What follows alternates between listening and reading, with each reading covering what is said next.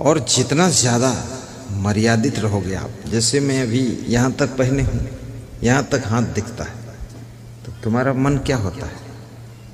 और थोड़ा खिसक जाए, दिख जाए, क्या है? क्या है? वही है तुम्हारा हाथ, वही मेरा हाथ, और उसमें क्या तो ये जितना दुनिया में चल रहा है, इसमें दिमाग कितना लोग खर्च करते, कितना खराब करते खोपड़ा अपना, कुछ भी नहीं है। वासना, विषय भोग, इससे भी एक दिन तुम ऊब जाओगे, इससे भी हार जाओगे, इससे भी थक जाओगे, और इससे बहुत दुखी हो जाओगे, और इससे दूर भागोगे, फकीर बन जाओगे, साधु बाबा बन जाओगे। कुछ भी इसमें सार नहीं है। बहुत सी स्त्रियों को कहते मैंने सुना है, वे कहती हैं मेरा मन होता घर छोड़कर कहीं भाग जाऊं। तो मैं कहता हूं जब तुम्हारा मन होता है कि घर छोड़कर कहीं भाग जाऊं, तब तो भाग सकती हो कि कहीं भागना, तो चाहे कहीं भाग जाओ। एक निश्चित जगह पर भाग के जाना हो तो थोड़ा सोचना पड़ेगा, लेकिन कहीं भागना है तो चाहे कहीं भाग जाओ, क्या फर्क पड़ता। लेकिन भाग नहीं पाओगे, क्योंकि भागना भी कठिन है। कैसे भागोगे? अंदर भय भरा हुआ है कि कहीं भागेंगे और जैसा यहाँ मिला ऐसा भी ना मिला तो क्या होगा। दोनों दिनस गए पाड़े, ना हलवा रहे माड़े, इधर का छोड़ दिया उधर मिला भी नहीं। आधी छोड़ पूरी को धावे, पूरी मिले ना आधी पावे। धोबी का कुत्ता न घर का न घाट का। भाजपा छोड़ दिया और कांग्रेस में बैठक नहीं मिली, कांग्रेस छोड़ दिया भाजपा में स्थान नहीं मिला। राष्ट्रीय जनता दल छोड़ दिया और नीतीश कुमार ने एंट्री नहीं दिया। अब बीच में घूम रहे हैं धोबी कुत्ता, अब कहाँ जाए ये बहुत मुश्किल का काम। इसलिए कोई पुलिस का आदमी है वो भी नौकरी नहीं छोड़ पाता है, हालांकि वो परेशान हो जाता है। इतना मोटा कपड़ा पहने पहने उसका शरीर सब सड़ जाता है कभी कभी उसको गुस्सा आती है, हटाओ बोरा निकाल कर फेंक दो। बेवकूफ आदमी इतना लाद के। मेरे आश्रम पर नेपाल बॉर्डर में 5 पुलिस वाले मेरी ड्यूटी में थे, तो एक बोल रहा था ये देखो ये बोरा से छुट्टी कम मिलेगी मैंने बोरा है कि पुलिस का यूनिफॉर्म है? अरे बोले होगा यूनिफॉर्म, तंग हो गए ना, इसमें हवा घुसती इतना मोटा है, पॉलिस्टर है, अब आदत बन गई, उसी में सड़ रहा हूँ, क्या करूँ। लेकिन फिर भी नौकरी छोड़कर भाग नहीं सकता, क्योंकि भागे तो उसको ऐसा लगता है ये भी नहीं मिला तो क्या होगा। भागने की हिम्मत बहुत कम लोगों के पास होती है, और कभी भागने में धोखा भी हो जाता है। आपने व्यास गादी से तो छलांग ले ली, पर आगे प्लेटफार्म नहीं मिला तो कहाँ गिरोगे? जाकर कुआं में गिर जाओगे। बंदर भी एक डाल छोड़ने से पहले आइडिया लगा लेता वो डाल है तब कूदता है।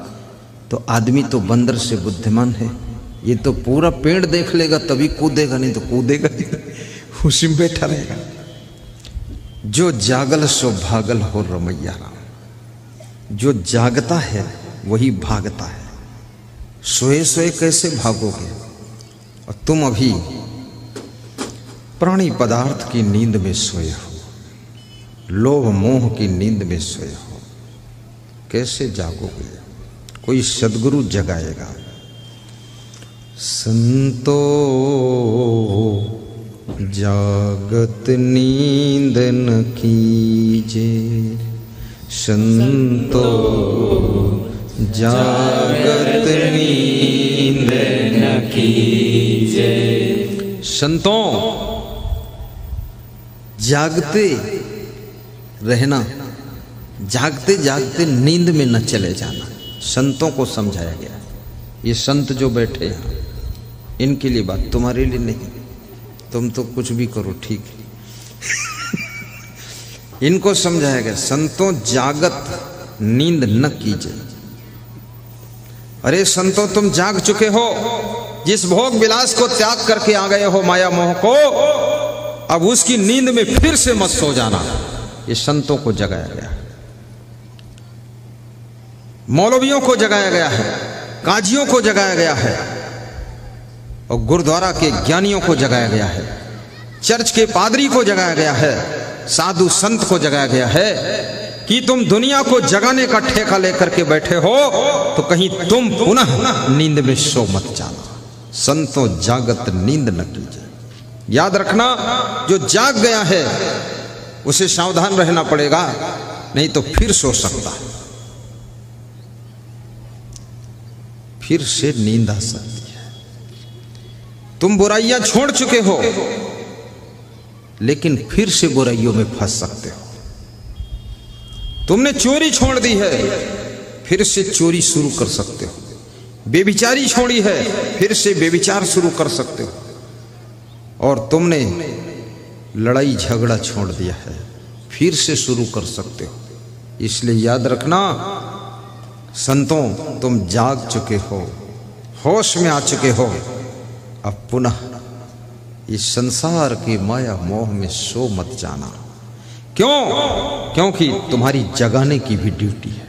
संत वह है जो माया मोह की नींद से खुद जागता है और पूरे संसार को जगाने का काम करता है।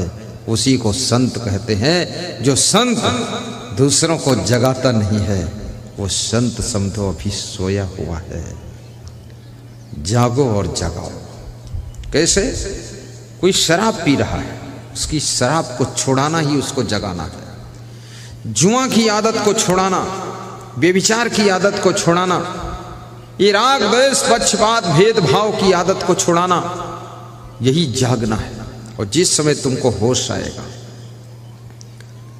जिसकी नींद टूट गई उसके लिए अब हिंदू भी खत्म हो गया, मुसलमान भी खत्म हो गया, सिख भी खत्म हो गया, ईसाई खत्म हो गया।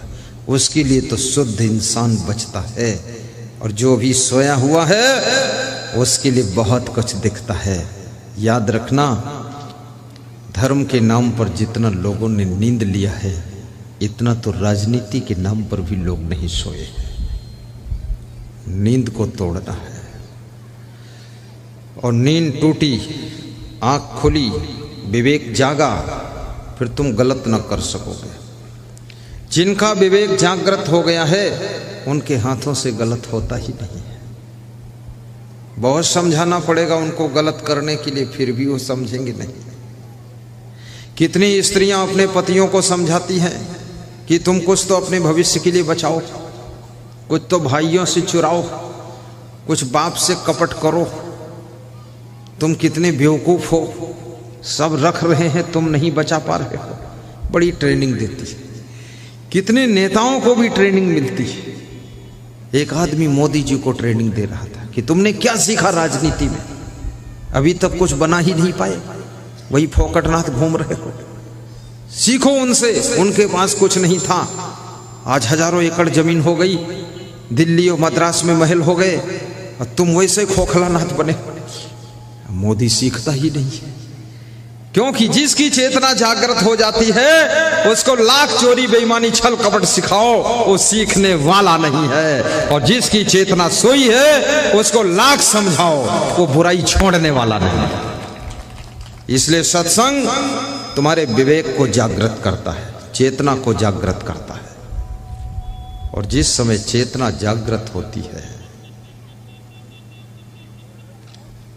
कितने पतियों की स्त्रियां समझाती हैं कि अपने माँ बाप को छोड़कर अलग हो जाओ, वो अलग होता ही नहीं, क्योंकि उसको दिखता है ये तो गलत हो जाएगा। तो स्त्री समझाती है मैं अपने माँ बाप को छोड़कर आपके पास आ गई तो गलत नहीं हुआ, और तुम अपने माँ बाप को छोड़कर मेरे ही साथ रहो तो क्या गलत होगा। अरे तो स्त्री है, मैं पुरुष हूं, स्त्री पुरुष का अलग अलग फार्मूला होता है।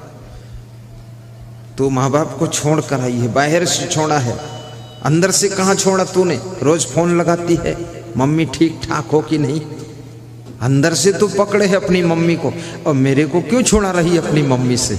मैं नहीं छोड़ूंगा, नहीं छोड़ोगे तो मैं तुमको छोड़ दूंगी। ये क्या नाटक खड़ी कर दिया है तुमने। बहुत मुश्किलें खड़ी हो गई।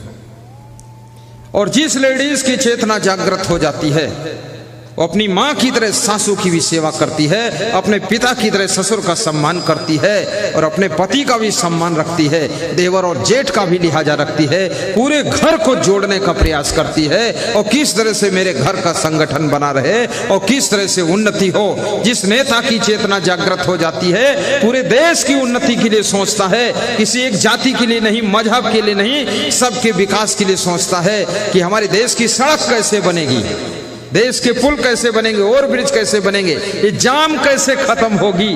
न जाम खत्म हुई, न काला जाम खत्म हुआ, न सफेद जाम खत्म हुआ। आज तक 70 साल हो गए सरकार बदलते बनते, लेकिन भागलपुर कहलगांव की जाम खत्म नहीं हो गई। सरकारें खत्म हो गई, नेता खत्म हो गए, वोट देने वाले खत्म हो गए, पर गड्ढे खत्म नहीं हुए। मैं सोचता हूं ये गड्ढे भी इन्हीं के साथ खत्म हो जाते तो अच्छा रहता, लेकिन गड्ढे कैसे खत्म होंगे, क्योंकि दिमागों में बड़े बड़े गड्ढे बने हुए हैं, लोभ लालच के गड्ढे बने हुए हैं, तो ये बाहर के गड्ढे मिटने वाले नहीं। और जनता भी बहुत टुकड़ों की लोभी है, इसकी भी चेतना सोई हुई है। जनता चाहती है जो हमको फ्री देगा उसी को हम वोट देंगे। फ्री गेहूं, फ्री चना, फ्री मिट्टी का तेल, फ्री शक्कर, फ्री नमक। बड़ी शर्म की बात है, नमक भी सरकार दे तब तुम नमक खाओ। कितने नमक हराम निकले, हद हो गई। नमक भी खरीद कर नहीं खा सकते। चिड़ियां भी मेहनत करके अपना पेट भर लेती हैं, पशु पक्षी भी मेहनत करके अपना पेट भर लेते हैं। धिक्कार है वो इंसान को कि अपने पेट भरने के लिए भी मेहनत नहीं कर सकता है, इतना भी नहीं कमा सकता कि उसका खुद का पेट भर जाए। इस मनुष्य का पेट भरने के लिए सरकार को गेहूं और चना चावल देना पड़ता है। याद रखना, जब गेहूं चना चावल उनसे लोगे तो ये पैसे का बजट सड़कों का खत्म हो जाएगा, तो सड़कों में गड्ढे हो ही जाएंगे। मुझको चावल नहीं चाहिए, चना नहीं चाहिए, गेहूं नहीं चाहिए, मिट्टी का तेल नमक नहीं चाहिए, मुझको 16 लेन की रोड चाहिए, मुझको ओवर ब्रिज चाहिए और मुझको जाम खत्म होनी चाहिए, रास्ता साफ होना चाहिए। बाकी ये तो हम खेत में कमा कर खा लेंगे, ये टुकड़ों के लोभी हम नहीं रहेंगे। हम उसी को वोट देंगे जो रोड को चौड़ी कर देगा। ये होना